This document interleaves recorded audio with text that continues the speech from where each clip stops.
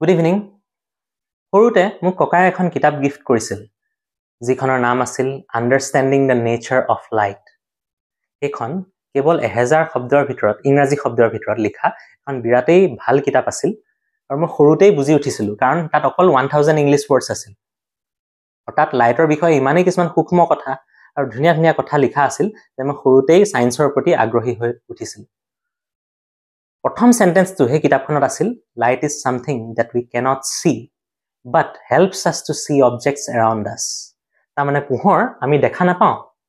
পোহৰ যেতিয়া কিবা এটা বস্তুত পৰে আমি বস্তুটো দেখা পাওঁ এইটো সেন্টেন্সে মোক বিৰাটেই কিউৰিয়াছ কৰি তুলিছিল লাইট ইজ ইনভিজিবল তাৰ মানে এটা লাইটৰ বিষয়ে পিছত মই আৰু ডাঙৰ হলত আৰু পঢ়িবলৈ পালোঁ পঢ়ি পিছত লাইটৰ অকমান ৰিলেটিভিটি থিওৰিটো পঢ়িলোঁ বহুত কথা শিকি পিছত এটা সময়ত মোৰ এনেকুৱা লাগিছিল যে লাইটৰ যিটো পাৰ্টিকল যিটো ফোটন বুলি কয় এই ফোটনটো কিজানি ভগৱানৰ এটা ৰূপ তেনেকুৱা লাগিছিল লাইটৰ দুটা নেচাৰ আছে এটা হৈছে পাৰ্টিকল নেচাৰ এটা ৱেভ নেচাৰ পাৰ্টিকল নেচাৰটো প্ৰুভ কৰিছিল আইনষ্টাইনৰ ফটোইলেক্ট্ৰিক ইফেক্টে আৰু ৱেভ নেচাৰটো আছে বুলি প্ৰথম ওলাইছিল থমাছ ইয়ঙৰ এটা এক্সপেৰিমেণ্টত যিটো ইয়ংছ ডাবল স্লিট এক্সপেৰিমেণ্ট বুলিও কয় বা photon in a double slit বুলিও কয় এই এক্সপেৰিমেণ্টে প্ৰুভ কৰিছিল যে লাইটে লাইটক কেনসেল কৰি আন্ধাৰ প্ৰডিউস কৰে আমাৰ সাধাৰণতে লাগে এটা লাইট জ্বলিলে যিমান পোহৰ হয় দুটা লাইট জ্বলিলে তাতকৈ বেছি পোহৰ হ'ব কিন্তু নহয় কেতিয়াবা কিছুমান সাৰ্কামষ্টেন্সত লাইটে লাইটক কেনসেল কৰি দুটা লাইট জ্বলি আন্ধাৰো প্ৰডিউস কৰিব পাৰে কিছুমান জায়গাত সো হেতুৱে প্ৰুফ কৰিলে যে লাইট ইজ এ ৱেভ কাৰণ ৱেভেহে ৱেভক কেনসেল কৰিব পাৰে পাৰ্টিকল দুটা মিলি দুটা পাৰ্টিকলে হ'ব সদায় জিৰো পাৰ্টিকল হৈ যাব নোৱাৰে ৱেভে কিন্তু দুটা ৱেভ থাকিলে কেনসেল কৰি ফ্ল্যাট লাইন এটা প্ৰডিউস কৰিব পাৰে যি কি নহওক এটা লাইটৰ ৱেভ নেচাৰ আৰু পাৰ্টিকল নেচাৰ বিষয়ে অকমান পতাৰ পিছত মই আৰু এটা কনসেপ্টলৈ আহিছো যেটো হৈছে আলোক বৰ্ষ বা লাইট ইয়াৰ যদিও তাত ইয়াৰটো লাগি আছে বা বৰ্ষটো লাগি আছে হেতু এটা সময়ৰ একক নহয় হেতু এটা ডিসটেন্সৰ ইউনিট ডিসটেন্সক মেজাৰ কৰা দূৰত্ব মেজাৰ কৰা এটা একক কি ডিসটেন্সক 1 লাইট ইয়াৰ বুলি কয় হেতু একদম সিম্পল এবছৰত লাইটে যিমান দূৰ যাব এই দূৰত্বটোকে আমি এক আলোক বৰ্ষ বা 1 লাইট ইয়াৰ বুলি কওঁ ডাঙৰ ডাঙৰ ডিসটেন্সবোৰ মেজাৰ কৰিবলৈ ইউজ কৰা হয় যেনেকৈ তৰা এটা তৰাৰ পৰা ইটো তৰা কিমান আঁতৰত আছে তেনেকুৱা ডিসটেন্স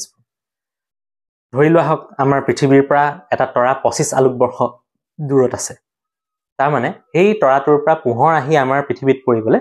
25 বছৰ লাগিব কিমান দূৰত আছে তাৰ মানে আমি ভাবিব নোৱাৰো সো তাৰ পৰা যদি কোনবাই টেলিস্কোপ লৈ আমাক চাইছে খুব পাৱাৰফুল টেলিস্কোপ লৈ আমাক চাইছে কি দেখিব আমাক নেদেখে আমাতকে 25 বছৰ আগত থকা ইয়াত যোন আছিল তাক দেখিব বা আমি যদি ইয়াৰ পৰা তৰাটো চাওঁ আমি এতিয়াৰ তৰাটো দেখা নাই আমি 25 বছৰ আগৰ তৰাটো দেখা পাইছো লাইটৰ স্পিড খুবেই বেছি 3 × 10⁸ মিটাৰ পাৰ সেকেন্ড আৰু যেতিয়া আমি ৰিলেটিভিটি থিওৰি পঢ়িম তেতিয়া আমি গম পাম যে যিমানেই বস্তুটাৰ স্পিড বাঢ়ি গৈ থাকে তাৰ কাৰণে সময়টো স্লো হৈ আহি থাকে যেটো টাইম ডাইলেশন বুলিও কয় আমি যদি ৰৈ থকা এটা ক্লক এটা চাওঁ আৰু গৈ থকা এটা ক্লক চাওঁ গৈ থকা ক্লকটো স্লো হৈ যায় The photon to lighter speed at go থাকে যেটো লাইটৰ পাৰ্টিকল কিটো লাইটৰ স্পিডত গৈ থাকে বহুত স্পিডত গৈ থাকে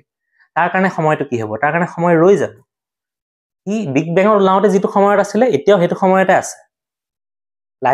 লাইটৰ পাৰ্টিকলটোৰ কাৰণে সময়টো এটা বস্তুৱে নহয় তাৰ মানে ই একে সময়তে গোটেই ইউনিভাৰ্সখনত ঘূৰি ফুৰিছে তাৰ কাৰণে সময়ৰ অস্তিত্ব নাই প্লাস তাৰ কাৰণে দূৰত্বও নাই কাৰণ ৰিলেটিভিটি থিওৰিত আমি এটো প্ৰুফ কৰিব পাৰো যে গৈ থকা এটা অবজেক্টৰ কাৰণে মানে স্পিডত গৈ থকা এটা অবজেক্টৰ কাৰণে দূৰত্বটো কন্ট্ৰাক্ট হৈ আহে আৰু ফোটনটো যেহেতু স্পিড অফ লাইটৰ যায় তাৰ কাৰণে দূৰত্ব নাথাকে ই একে সময়তে সব জায়গাতে আছে সব সময়তে আছে সো ইট ইজ omnipresent সকলো জায়গাতে আছে সকলো সময়তে আছে এই কথাটোৱে মোক ভাবিবলৈ বাধ্য কৰিছিল যে ফোটনে কিজানি ভগৱান নহয় জানো কথা